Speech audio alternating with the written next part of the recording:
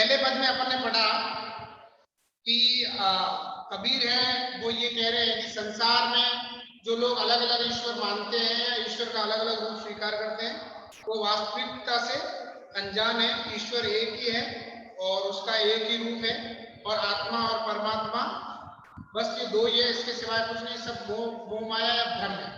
और उन्होंने इसका तर्क देने भी उन्होंने ये कहा जैसे अग्नि एक है, वायु एक है, जल एक है, तो उसी प्रकार ईश्वर भी है वो एक है। और जैसे हम सभी एक ही मिट्टी के बने हुए हैं उसी प्रकार जैसे कुम्हार होता है एक मिट्टी से अलग अलग बर्तन बनाता है, तो वैसे ही हम भी रूप रंग से भले अलग है लेकिन एक ही मिट्टी से बने हैं। बनाने वाला जो ईश्वर है वो एक ही है। अब दूसरा पद है, इसमें कबीर ने बाह्य आडंबर पर प्रहार किया। बाह्य आडंबर का मतलब होता है बाहरी दिखावा। पहले जैसे क्या था, जिस समय कबीर थे उसी समय इस्लाम का प्रभुत्व बढ़ा और इसके कारण धर्म के अंदर बहुत सारी जटिलताएं आ गई और जितने भी पंडित या मौलवी थे वो सामान्य लोगों को मूर्ख बनाते थे। सामान्य लोगों को ये कहते थे तुमने फलाना यज्ञ नहीं किया तो ये हो जाएगा, इसके लिए तुम्हें ऐसी पूजा करनी पड़ेगी तो ये हो जाएगा, उसके लिए तुम्हें ये पूजा करनी पड़ेगी ये हो जाएगा। मतलब एक प्रकार से धर्म के नाम पर लोगों में डर या भय था वो व्यक्त किया जा रहा था। तो ऐसे मन में कबीर ये कह रहे हैं कि चारों तरफ जो ज्ञानी लोग हैं, संत लोग हैं, उन्हीं के ज्ञान से सब कुछ होना चाहिए।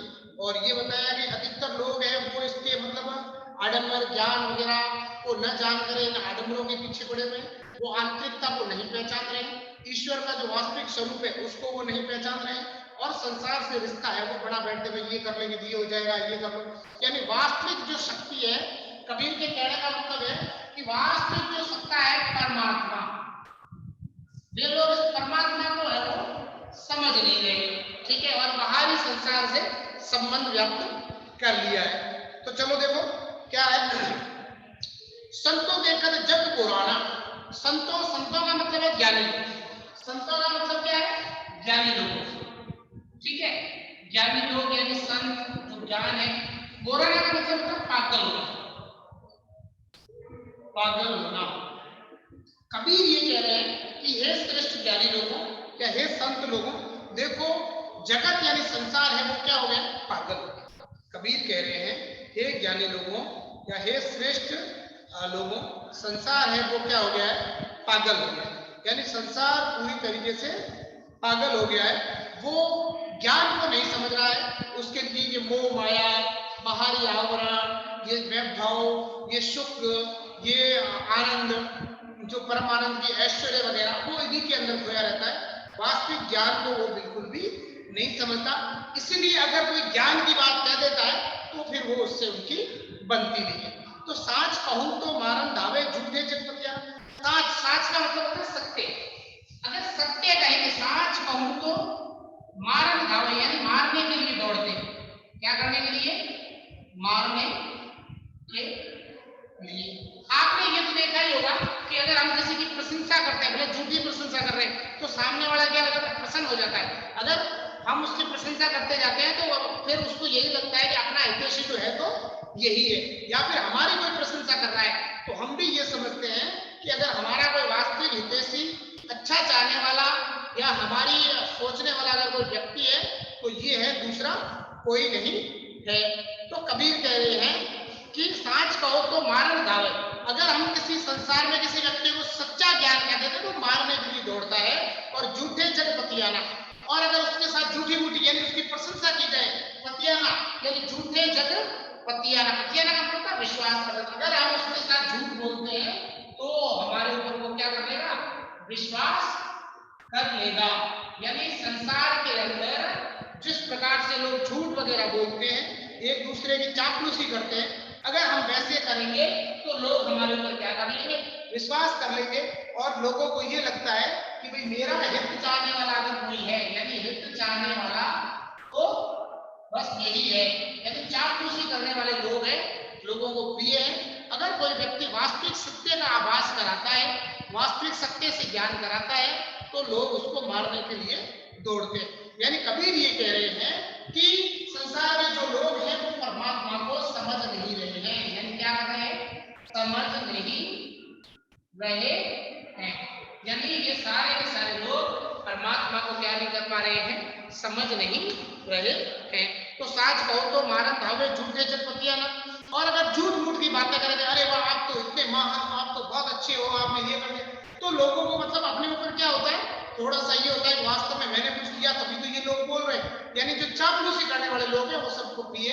अगर सत्य बात कोई कहता है, वास्तविकता से कोई अवगत कराता है, तो वो किसी को भी प्रिय नहीं है। फिर वो कह रहे हैं आगे कह रहे नेमी देखा धर्मी देखा प्राप्त करे स्नाना।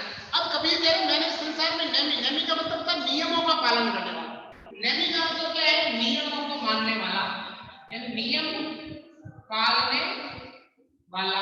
और धर्मी देखा मतलब धर्म के अनुसार आचरण करने वाला, धर्म के अनुसार आचरण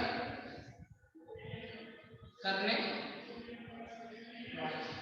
यानी नियमों को पालने वाला और धर्म के अनुसार आचरण करने वाला जो व्यक्ति है वो मतलब सब जगह दिख रहे हैं, यानी दिखावा करते हैं। जैसे आपने देखा होगा, जैसे बहुत सारे लोग होते हैं मतलब जैसे आजकल साधुओं के वेश में जो बहुत सारे लोग हैं वो धर्म को बदनाम कर रहे हैं, यानी अपने आप को बहुत बड़ा दिखाते हैं, कपड़े पहन लेते हैं बड़े से, टीले वगैरह लगा करके, मालाएं डाल करके, और उनके काम है वो वैसे नियम वास्तविक नहीं, आप दिखावे के लिए करते हैं, भाई हम नियम पाल रहे हैं, यह कर रहे हैं, ये कर रहे हैं, वो कर रहे हैं, यानी विभिन्न प्रकार का दिखावा।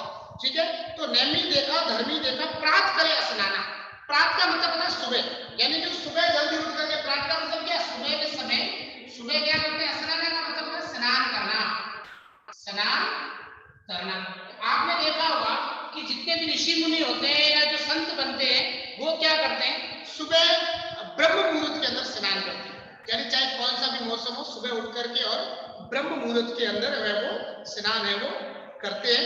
तब कबीर ये कह रहे हैं कि वो इस प्रकार से झूठ बोलते हैं, यानी नियमों की पालना करते हैं, दिखावा करते हैं, अनुष्ठान करवाते हैं, यज्ञ वगैरह करवाते हैं दिखावे के लिए, उसमें ये बोलते हैं मैं तो ये नहीं करता हूँ, मैं ये करता हूँ, मैं इस प्रकार से मानता हूँ, यानी अनावश्यक रूप से जो बातें हैं उन बातों को वो बहुत ज्यादा चढ़ा चढ़ा करके, बहुत ज्यादा ऊपर नीचे करके देखते हैं।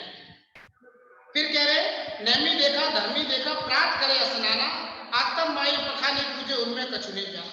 आत्म का मतलब होता है स्वयं, ठीक है, आत्म मारी पखानी पूजे, यानी स्वयं की आत्मा को मार के, यानी अपने आप की क्या करें, स्वयं की आत्मा को मार करके, पखाने का मतलब होता है पत्थर पूजना, पत्थर पूजे।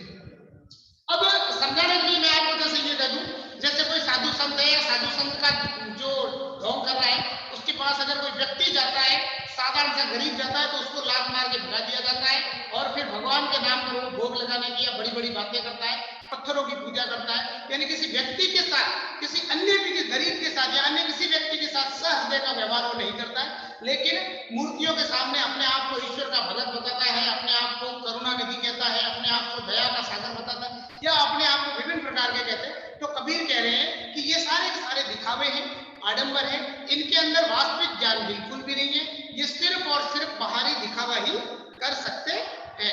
इसलिए आत्म मारी पखानी पूजे उनमें कछु नहीं जाना, उनमें कछु नहीं, कछु नहीं का मतलब कुछ भी नहीं, ज्ञाना यानी ज्ञान। यानी कबीर कह रहे हैं जो व्यर्थ का दिखावा करके और दूसरे लोगों को कष्ट दे करके और सिर्फ पत्थरों की मूर्तियों को पूजने का जो ढोंग कर रहे हैं, इनमें वास्तव में कोई ज्ञान नहीं है, ये धर्म के बारे में कुछ भी नहीं जानते हैं और न ही इनको धर्म के बारे में कुछ पता है।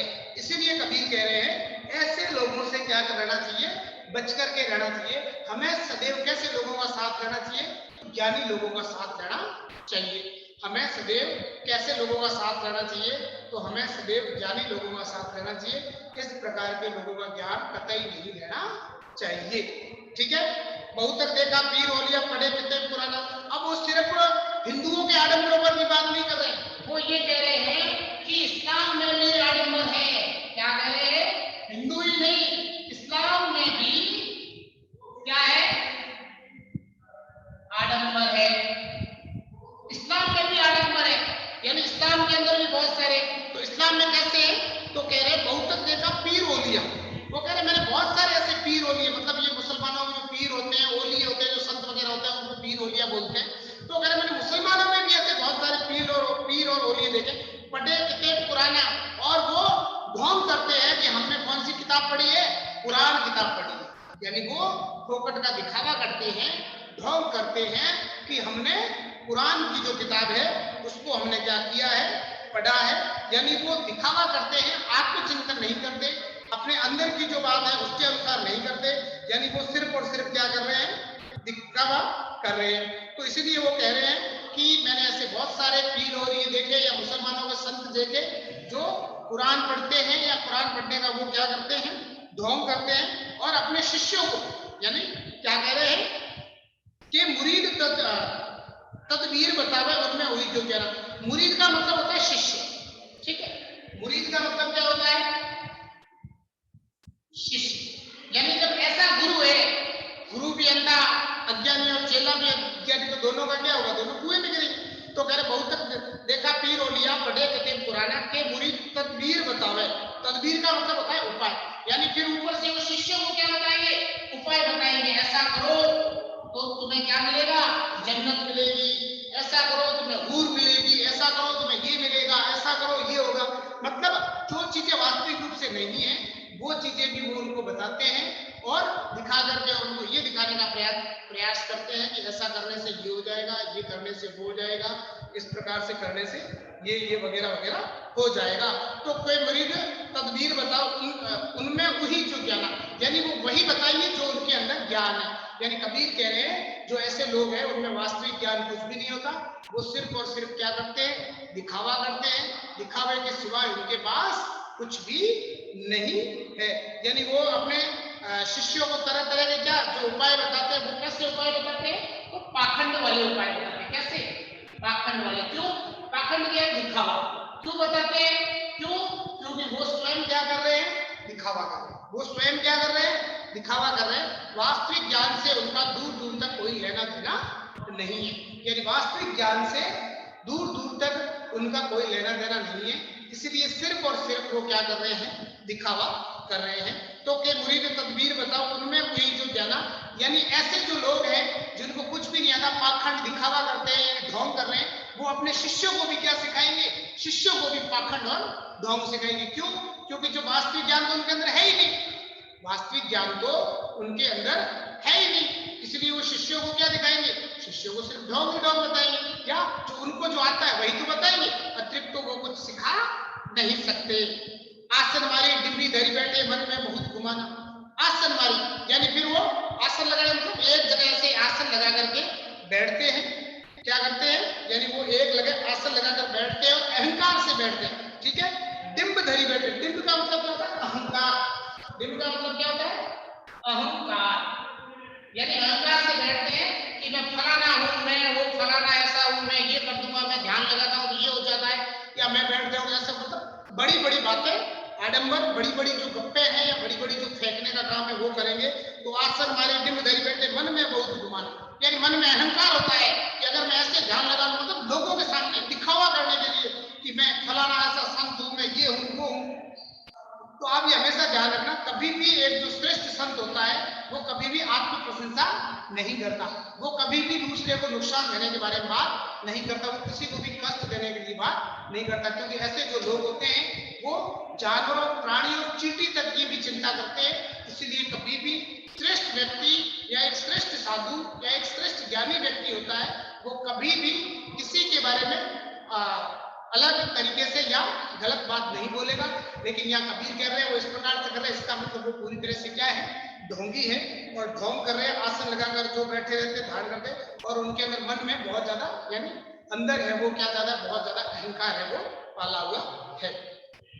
पीपल पात्र पूजन लागे तीर्थ करो बुलाना, यानी दिखावा करने के लिए वो क्या करेंगे, पीपल को पूजेंगे, पत्थर यानी मूर्तियों को पूजेंगे, तीर्थ करो बुलाना, और अपने आप को क्या तीर्थ यात्रा का घर अनुभव करेंगे। मतलब क्या कहेंगे, भाई मैं 4 बार हरिद्वार जा आया, मुसलमान कहेगा मैं 3 बार मक्का जाके आ गया, मैंने हज कर लिया, वो कहेंगे मैंने सोमनाथ यात्रा कर ली, दूसरा कहेगा मैंने हरिद्वार यात्रा कर ली। लेकिन वो तीर्थ यात्राओं का अहंकार बताता है, लेकिन सिर्फ उन्होंने यात्राएं की है, उन्होंने वास्तविक जो ज्ञान है, व्यक्ति के अंदर का जो मर्म है, व्यक्ति के अंदर की जो दुख दृष्टि है, उसको उन्होंने नहीं समझा। यानी उन्होंने क्या नहीं किया, आत्मचिंतन नहीं किया। क्या नहीं किया, आत्मचिंतन नहीं किया, सिर्फ यात्राएं की है, और वो भी किस प्रकार से, तो अहंकार से की। किस प्रकार से की है, अहंकार से से वो कुछ भी नहीं है।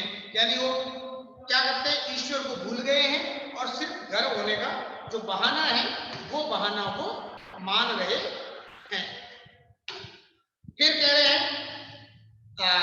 टोपी पहरे, माला पहरे, छाप तिलक हनुमाना, यानी दिखावे के लिए मुसलमान होते हैं, अपने आप को पक्का इस्लाम का दिखाने के लिए जिस प्रकार से टोपी पहनते हैं और माला पहरे, और हिंदू धर्म के अंदर जो दिखाने के लिए अपने आप को एक श्रेष्ठ साधु दिखाने के लिए एक बड़ी सी माला लेकर के वैसे राम राम राम राम दिखावे के लिए करते हो, कहता ना मन का डारी दे माला का मन का पेट, यानी मन के अंदर कुछ और चल रहा है, माला के मन के कहीं और चल रहे हैं। तो टोपी पहरे, माला पहरे, छाप तिलक हनुमाना, छाप तिलक हनुमाना मतलब तिलक वगैरह लगाते हैं।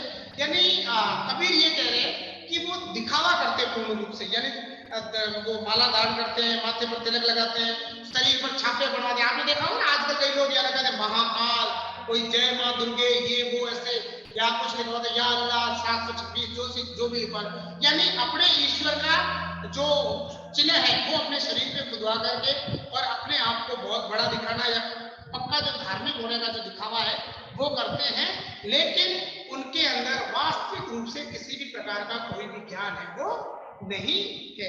इसीलिए कबीर कह रहे हैं कि इस प्रकार से तिलक वगैरह लगाने से कुछ नहीं होगा, जो ईश्वर के वास्तविक स्वरूप को समझेगा वही ईश्वर को समझ सकता है, दूसरा कोई भी नहीं समझ सकता है। ठीक है, आज अपन इतना ही करेंगे और अब ये कुछ बचा है तो ये अपन अगली क्लास में कर लेंगे, साथ में प्रश्न उत्तरों के ऊपर भी चर्चा कर लेंगे। ठीक है।